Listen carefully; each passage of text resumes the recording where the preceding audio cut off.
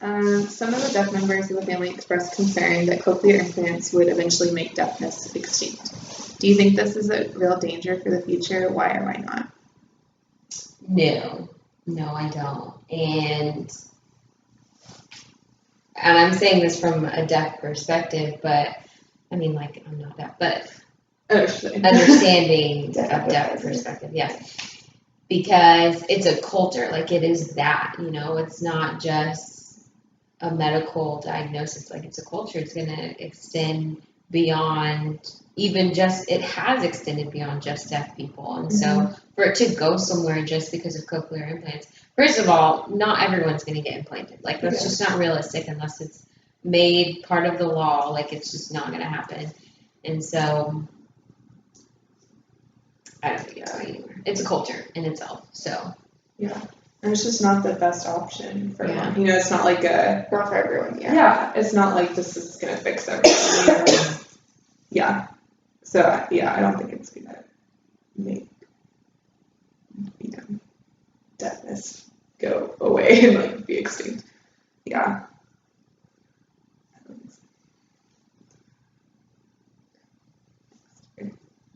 What factors, so these are like the follow-up, like for the follow-up of the film. What factors seem the most important to Heather's parents in their decisions from the later film about cochlear implantation, communication modes, and their children's education?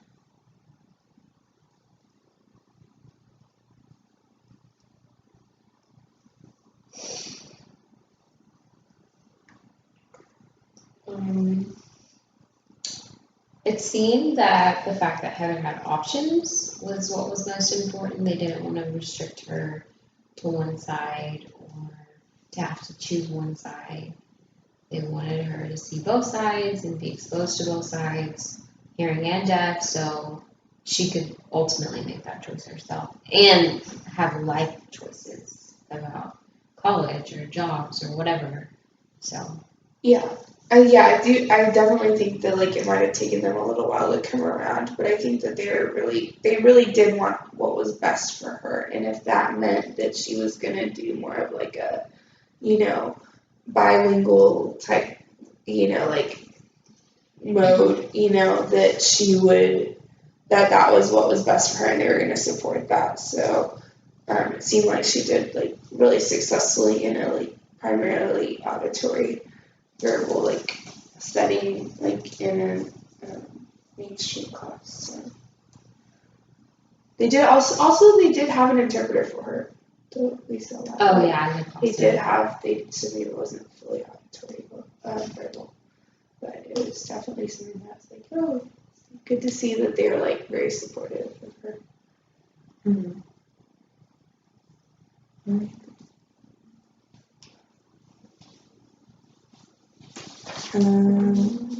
How did watching the follow-up film influence your opinions, particularly the ones you expressed in questions 6, 7, and 8, which are about the oral and manual communication methodologies, deaf culture, and emotional responses?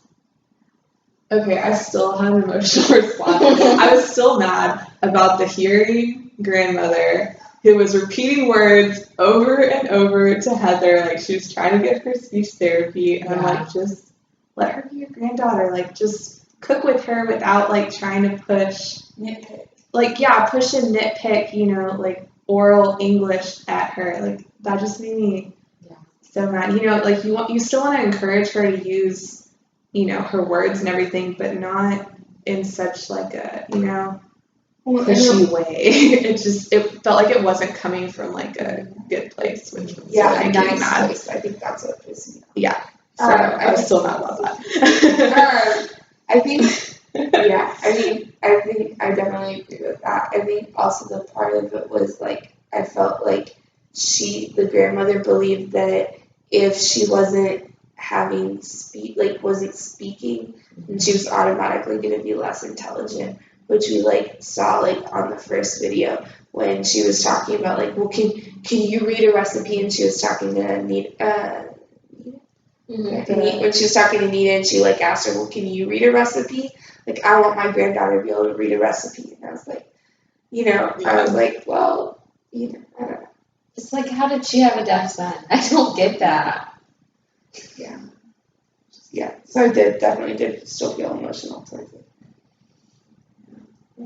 I changed my opinion because it just opened my eyes that there's so much variation among the deaf and hard of hearing and whatever else categories.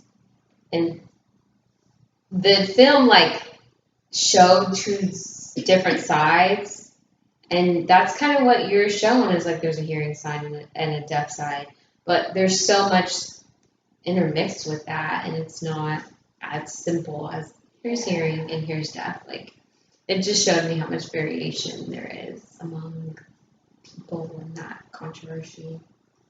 Especially like after like Nita got a cochlear implant too, it was kind of interesting to see. Yeah. Like, but I was like very happy at the end that it seemed like, and I don't know if this was actually true or they just wanted it to turn out a happy note, but it seemed like the family was doing a lot better. And regardless of whether or not people kind of still kept their like perspectives, they seemed to at least be able to coexist in like a way that they can maintain familial relationships. Yeah, And they're that- actually a family again. Yeah. And so that definitely was very heartening for me. Mm-hmm.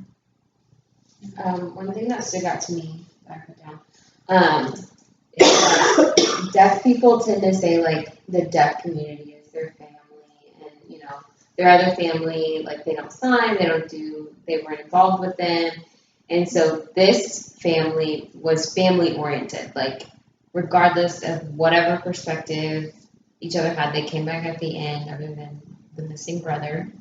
We don't know what happened to him, but that was what was important to them was the family at the end of the day. And so, especially for the deaf couple with 3 deaf children.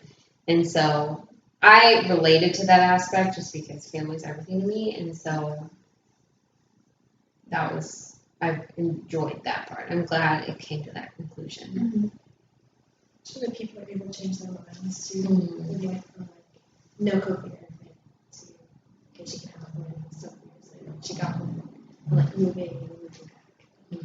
You know, there's not one set right answer. It's not black and white or gray area, and you're allowed to change your mind. Which like kind of goes back to some of the stuff we like talked about in class and like how we have to like as audiologists you have to like allow your clients time to be able to process and like come to what they think is like best, and like in the end like parents maybe they're like are the best like person to look to for like what's best for their kids. So I think that this is like a good example of that, because you know they're so strict on their like perspective, but then they were able to kind of let go of that and like embrace a new perspective and like you know be able to like be willing to move back and stuff to know what was best for their family, and you could tell that they really care. Yeah, and I feel like they kind of had to like struggle a little bit to kind of come to that conclusion, like having, like, I feel like, I don't know, if one of them had just like caved, they wouldn't have such an understanding of each other as they do now. So I feel like they need to like, you know, kind of find their way back and, you know, experience that. So, yeah, that just kind of shows that there's like a time, you know, like not everyone's ready for things at the exact same time, or the timeline doesn't necessarily follow the same. Okay, last question. What other thoughts, comments, or questions are raised by either or both films?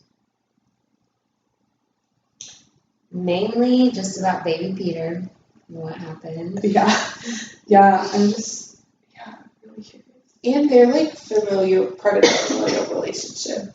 Like that was it too, is like not only did their family not come up again, we didn't like hear about how they were doing like with regards to their family. Like is that still a source of tension, or is that something that like they've been able to reconcile, and like you know like are baby Peter's grandparents like still a part of his life, and like things like that. I just thought of Heather had 2 other siblings that were deaf. Like, what about them? Like, why was only Heather the one with cochlear implant? She seemed to be the one who was interested, right? Yeah. The other But you ones were too never- young to make the decision. But we never heard like their opinions or Yeah. anything. Yeah. Like we saw them all playing and stuff, but you only heard like Heather be interpreted for like I don't know, you just never heard like They're all like three deaf children in the same environment, the same family, they have the same issues. Why is it only Heather? yeah. We also don't know what kind of opinion loss they have and stuff. True. You know, like, was a CI not something that was feasible for them? Uh-huh. Or like, who knows? Yeah. Yeah. Yeah. But yeah, even in the update you never really I mean they were there, like you just didn't know Yeah, anything don't about know anything, them. Yeah, about like their struggle or That's true. Yeah.